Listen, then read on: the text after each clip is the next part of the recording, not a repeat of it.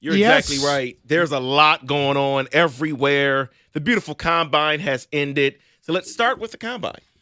News here that teams are cooling on Shador Sanders. Quote, teams are cooling on Sanders for a number of reasons. The first being that Sanders showed little to no improvement in his game last season and made poor choices.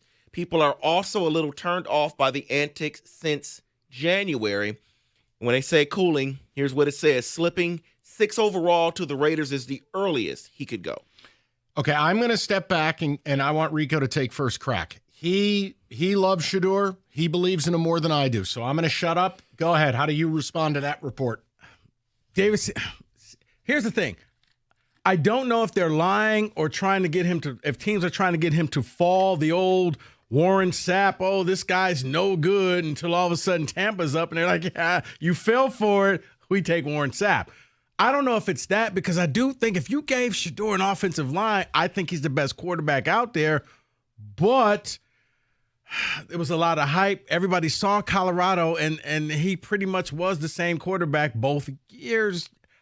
I see both sides of it, but I do think a little bit of this is posturing, because you always hear the negative right now. But come April, we're going to hear how great he is and how he's going to be shooting up the draft chart. For me, look, I think he's fine enough, but I think if it was last year's draft, Shador would be the 4th, 5th, or 6th quarterback. It's why I'm not all crazy about, well, what if the Giants miss out on him? Don't care. It's why I was so upset about the number 1 pick. I felt like Cam Ward was the only guy that was worth the pick. So, yeah, now my nightmare is going to happen, Rico. Giants are going to trade up from 3, use draft capital they don't have, all to move back up to a spot they could have had if they didn't screw around and let Drew Lock's dumbass win a game. Giants will be fine because there is a quarterback out there for them. And here's the beauty of it, David. Let's get this out of the way. He doesn't even have to change address. Okay. He can keep his house. He already sold it. Can we just get this out of the way? Is that what you want to do right here? Let's just get it out. Okay. I don't know what to tell you. The best thing I have to offer is any NFL team should be in the position my team is. When you win 3 games, you do your diligence on every player. From my understanding, Aaron Rodgers is the one who initiated the contact. Help me, I'm poor. Do I believe Aaron Rodgers is going to walk back through the MetLife doors and play for the New York Football Giants? No. My nightmare is going to be Mr. Dangerous. My nightmare is going to be Russell Wilson in a Giant jersey. Okay, because see, on Friday, we decided that David was not only going to do a prayer, he was going to have some rosary beads and borrow Stoney's yarmulke. We're going to make this happen for you, Mike. Let's get to some other NFL news here, because I don't know where this is going here, because DK Metcalf's name was around for the Packers on Friday. And a report indicated that he was going to be traded to the Packers. Then a report over the weekend said, not so fast. He's not on the block. Well, this could be posturing as well, because the Patriots, Bills, Chiefs, Packers, along with a few other teams have inquired about him. Could they just be raising the price here? Rico. Yeah, I think they could. Look, he wants out of Seattle. You could see it in his body language last year. He was just disgusted with his team, and Seattle just became a job, and he was just there for a paycheck, plain and simple. I think he wants out. I think Seattle knows that he's desperate. And, yeah, Green Bay, if you really want him, how badly do you want him? Yep. Offer us something better than a 5th-round pick, and maybe we can work with it. It sounds a lot like, with this DK stuff, is just premium pick. One of their young wide receivers. Yeah. I mean, that's a serious price. And whether it's a Romeo Dobbs and a 2, whatever it is, yeah, you're going to have to win a bidding war. We've talked about this. Like, look at the Chargers. DK Metcalf in a Charger uniform. That would be perfection for them. They've got Ladd McConkey in the slot. For the Pack, they got all the fun little toys. Yeah. They're done in the Christian Watson business. Yeah. That's can't stay done. Healthy. Yeah, or DK Metcalf is a Texan. Oh, God. Let's go back Jesus. That's terrifying. That's terrifying. Let's go back to the combine here. Let's talk about a wide receiver from the combine, and that is one Matthew Golden, Texas wide receiver. A lot of conversation on him and his performance this season going into the draft. Well, Todd McShay says because of his performance, quote, I think when it's all said and done, I am just going to have him as my number 1 wide receiver. Matthew Golden is a lightning rod. His ability to get in and out of his breaks, his snap, his sharpness, how crisp he is, his secret sauce? First round? First receiver taken? I think that tells you it's not a good wideout class. That's my opinion. Last year was amazing. This year's poop. This year's a big people class. It's O-line and D-line.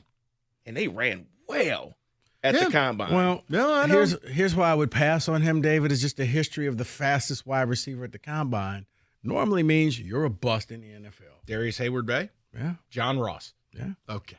I'm with you. I mean, it's like, oh, you're fast. But can you run routes? I'm fast. But, do you know the route tree? No, but I'm Straight fast. line. Yeah. All right, so here's a little bit of news that seems to be breaking out of the city.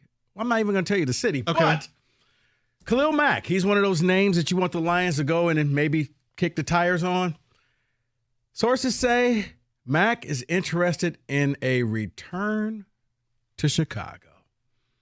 He may be coming back in the division. Do you want me to approach this like a Lions fan or like a rational adult? How about you do both? Okay. You're recharged. Your battery's Which in there. one do you want first? Give me a Lions fan. Yeah, it doesn't matter. He's washed. Let Brad cook. Meow. Give me responsible adults. That'd be a nice pairing opposite Montez Sweat. I want the Lions fan again. Yeah, but it doesn't matter what any other team does. The player blows. It's like, oh, yeah, Debo's washed. Yeah, as a number one. But when he goes to Washington as one of their weapons in a Cliff Kingsbury offense with a physical element on the perimeter to an offense based on speed, that's a nice spot for Debo. Yeah. I'm not allowed to say that, though. And you only gave up a fifth-round selection Right, for him. and what was it? The Niners took the cap hit. No. They're taking Washington. They took the 31. Yeah, Washington's taking pretty much. I think the Niners take a small piece, but they take most of it. The Niners walked away and said, "We'll take 5. Debo, pack your bags."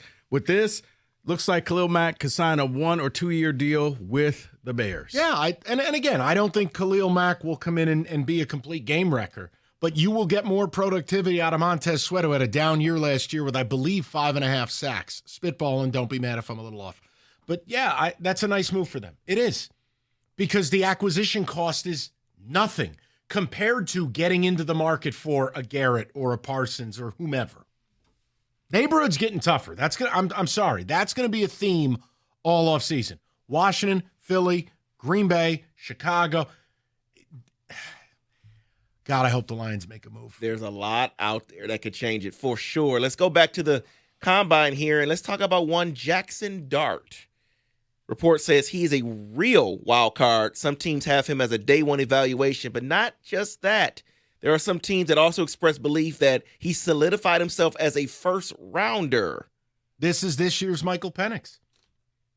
There's going to be teams that don't have him on the draft board. There'll be some teams that take him in the top 15. I don't know. It's what it feels like. It's a good call, but it's who late in the draft maybe needs a quarterback. That's really what you're looking at because this is a big people's draft. Right. Offensive lineman, defensive lineman, it's going to be heavy on that. Look at a team like mine. Look at a team like the Raiders. Let's say you don't want to use a top 5 pick on guys that are fringy. Mm-hmm. So, like for me, I want Mason Graham. Right. The Giants, second round, you move up, you get a Jackson Dart or you get a Milroe. Like that, I think that's going to be the move because if you can't get Cam Ward, the Shador thing will be one of the storylines of the draft. See, I'd look like a team to me like the Dolphins can say, you know what? I don't know if we're all in with Tua. Let's draft this guy and see where it goes. Or David, your Steelers, believe it or not, maybe says, let's take a first-round selection on a quarterback, and maybe he's going to be that guy. But, Mike, I think that's a good call on that. David, can I give you one really a little bit of breaking news? Sure. Bengals have franchised T. Higgins. Yeah. And his mom already knocked him, calling them cheap bastards, I believe. Yeah. Well, I guess they've made it official. Yeah, they put the franchise tag. It's that it. And the reason, if you're out there listening and going, "Oh, cry me a river," he's going to make 26.8. Look, players sacrifice their bodies; they earn a certain level of security beyond a 1-year deal. When you do this to your players who actually want to stay, you hurt your locker room, you hurt your image around the league. It's just the Bengals are so cheap. They are such a bad organization. It's a terrible move. It just is. They got to get something done there. It's ridiculous. You are exactly right, and that is in football today.